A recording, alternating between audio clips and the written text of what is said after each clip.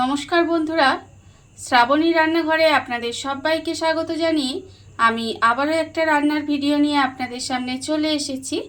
আজকের আমি আপনাদের ডিম দিয়ে একটা অসাধারণ রেসিপি বানিয়ে দেখাবো। আশা করি আপনাদের ভালো লাগবে। তার জন্য কিন্তু আমার পুরো ভিডিওটা আপনাদের দেখতে হবে। আর দেখা শুরু করার আগে একটা লাইক দেবেন, সুন্দর একটা কমেন্ট করবেন আর শেয়ার করতে ভুলবেন না। তাহলে চলুন আজকের আমি এই ডিম দিয়ে কি বানাই সেটা আপনারা একবার দেখে নিন।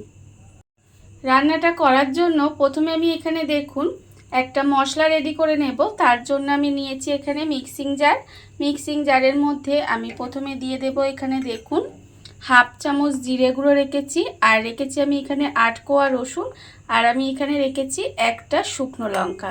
এই সমস্ত কিছু কিন্তু আমি এই মিক্সিং জারের মধ্যে দিয়ে দেব।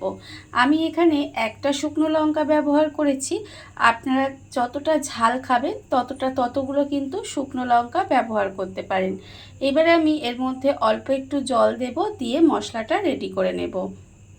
মশলাটা আমার এখানে দেখুন রেডি হয়ে গেছে। মশলাটা কিন্তু আমি এখানে রেডি করে নিয়েছি। আর অন্যদিকে দেখুন আমি কিন্তু গ্যাসটা অন করে একটা কড়া বসিয়ে দিয়েছি।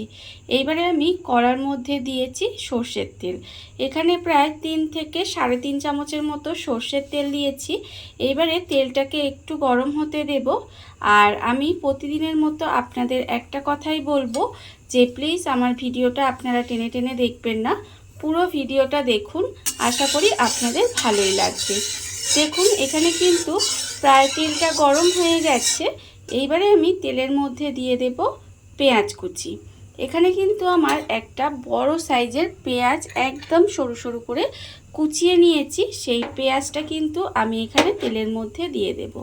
এই রান্নাটা কিন্তু ভীষণ সহজ একটা রান্না, আর খুব তাড়াতাড়ি রান্নাটা হয়ে যায়, খেতেও কিন্তু অসম্ভব সুন্দর লাগে, আর খুব একটা বেশি উপকরণও কিন্তু লাগে না। দেখুন আমি কিন্তু এখানে প্রথমে পেঁয়াজটা এখানে পুরোটাই দিয়ে দেব। এখানে কিন্তু একটু বেশি পেঁয়াজ লেগেছে, আমার এখানে একটা বড় সাইজের পেঁয়াজ ছিল, তাই আমার এখানে একটা পেঁয়াজ দিয়েছি। আপনারা যদি পেঁয়াজটা ছোট হয় তাহলে কিন্তু 2টো পেঁয়াজ দেবেন। দেখুন আমাকে এখানে 3টে ডিমের জন্য আমি এখানে একটা বড় সাইজের পেঁয়াজ দিয়েছি। এবারে আমি পেঁয়াজটাকে এইভাবে একটু ভেজে নেব। পেঁয়াজটাকে কিন্তু একটু সময় নিয়ে এইভাবে একটু লাল করে ভেজে নিতে হবে। আর আপনারা তো ডিম দিয়ে অনেক রকম রেসিপি খেয়েছেন, একবার এইভাবে ডিমের রেসিপিটা বাড়িতে বানিয়ে দেখবেন। আশা করি আপনাদের ভালোই লাগবে। দেখুন আমি কিন্তু এখানে পেঁয়াজটা এইভাবে একটু লাল লাল করে ভেজে নেব।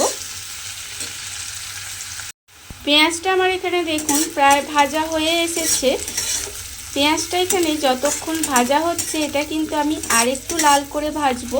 সেই জন্য এটা যতক্ষণ ভাজা হচ্ছে ততক্ষণ আমি এখানে দেখুন 3টে ডিম ভেঙে নিয়েছি। সেই ডিমটা কিন্তু আমি একটু ফেনিয়ে নেব। ডিমটা কিন্তু ফেনিয়ে নেব মানে এইভাবে একটু ফেটিয়ে নিতে হবে। ডিমটাকে কিন্তু ডিমের মধ্যে আমি কোনো কিছুই দিলাম না, আপনারা দেখতেই পেলেন। আমি শুধুমাত্র ডিমটাকে এইভাবে চামচে করে একটু ফেটিয়ে রেখে দিলাম। দেখুন ডিমটা কিন্তু আমি এখানে ফেটিয়ে রেখে দিয়েছি। আর অন্যদিকে দেখুন পেঁয়াজটাও কিন্তু আমার এখানে প্রায় ভাজা হয়ে গেছে। পেঁয়াজটা আমি এখানে সুন্দর করে ভেজে নিয়েছি। এইবারে আমি এর মধ্যে দিয়ে দেব দেখুন এখানে আমি যে মশলাটা রেডি করে রেখেছিলাম সেই মশলাটা কিন্তু আমি এখানে দিয়ে দেব।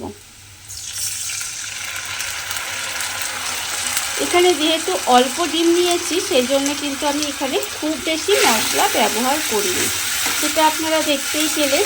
এবারে মশলাটা দিয়ে এইভাবে একটু কষিয়ে নিতে হবে, যাতে একটা রসুনের যে কাঁচা গন্ধ থাকে সেটা চলে যায়। এইভাবে পেঁয়াজের সঙ্গে মশলাটা দিয়ে একটু সময় এইভাবে একটু কষিয়ে নেব। মশলাটা আমার এখানে দেখুন খুব ভালোভাবে কষানো হয়ে গেছে। মশলাটা কিন্তু আমি এখানে খুব ভালোভাবে কষিয়ে নিয়েছি। এইবারে আমি এর মধ্যে দিয়ে দেব দেখুন এখানে আমি যে 3টে ডিম ফেটিয়ে রেখেছিলাম সেই ডিমটা কিন্তু এর মধ্যে ঢেলে দিলাম। ডিমটা আমি এর মধ্যে দিয়ে দিয়েছি। দিয়ে এবারে এই সময় কিন্তু গ্যাসটা একেবারে লোতে করে দেব। দেখুন আমি কিন্তু এটা একেবারে লোতে করে দিয়েছি, দিয়ে এইভাবে একটু রান্না হতে দেব। মানে ডিমটা এই মশলার মধ্যে দিয়ে একদম সুন্দর করে ভাজা ভাজা মতো করে নিতে হবে।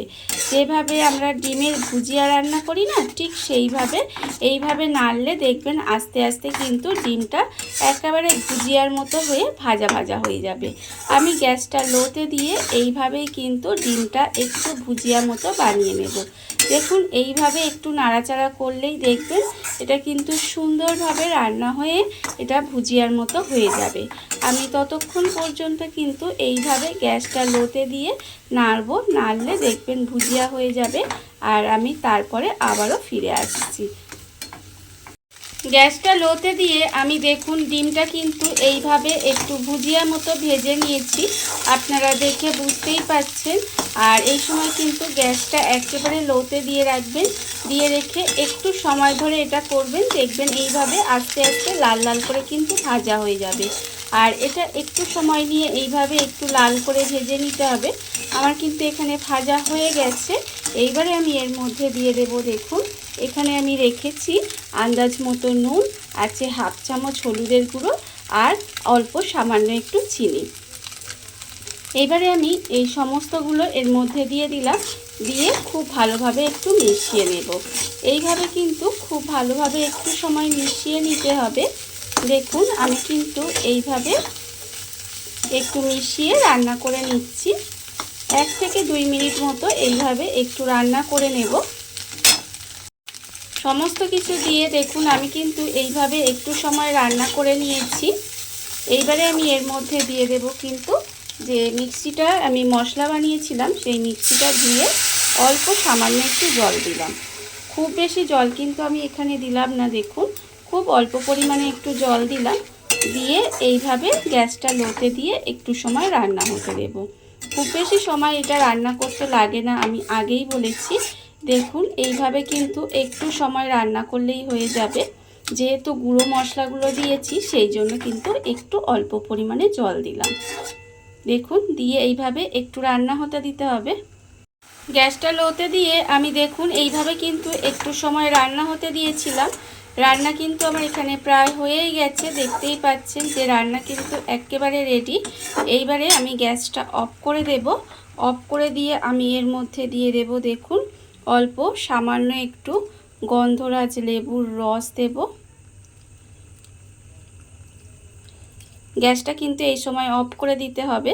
দিয়ে অল্প একটু গন্ধরাজ লেবুর রস দিলাম, আর আমি দেব এর মধ্যে দেখুন 2টো গন্ধরাজ লেবুর পাতা দিয়ে একটু খুব ভালোভাবে মিশিয়ে দেব। মিশিয়ে ঢাকা দিয়ে এইভাবে যতক্ষণ না পরিবেশন করবেন ততক্ষণ এইভাবে রেখে দেবেন। দেখবেন খেতে কিন্তু অসম্ভব সুন্দর হয়। এইভাবে আপনারা গরম ভাত দিয়ে খেতে পারেন, রুটি, লুচি, পরোটা যে কোনো কিছুর সাথে খাবেন, দেখবেন খেতে কিন্তু ভীষণ সুন্দর লাগে। রান্না আমার একেবারে রেডি হয়ে গেছে। এইবারে আমি আপনাদের পরিবেশন করে দেখাবো ঠিক কেমন হলো। দেখুন বন্ধুরা, বাড়িতে থাকা কত অল্প উপকরণে কত অল্প সময় কত সুন্দর একটা ডিমের রেসিপি তৈরি হয়ে গেছে, আপনারা দেখতেই পেলেন। আর এটা কিন্তু খেতে অসম্ভব সুন্দর হয়। এইভাবে আপনারাও একদিন হলেও বাড়িতে বানিয়ে দেখতে পারেন। আর এই ভিডিওটা যদি আপনাদের ভালো লেগে থাকে, আপনারা যদি ফেসবুক থেকে দেখে থাকেন পেজটি ফলো করে দেওয়ার অনুরোধ রইল। আর যদি ইউটিউব থেকে দেখে থাকেন চ্যানেলটি সাবস্ক্রাইব করে নেওয়ার অনুরোধ রইল। তাহলে চলুন ভিডিওটা আমি এখানেই শেষ করছি। আপনারা সবাই ভালো থাকবেন, সুস্থ থাকবেন। আবারও হাজির হব নতুন কোনো রান্না নিয়ে।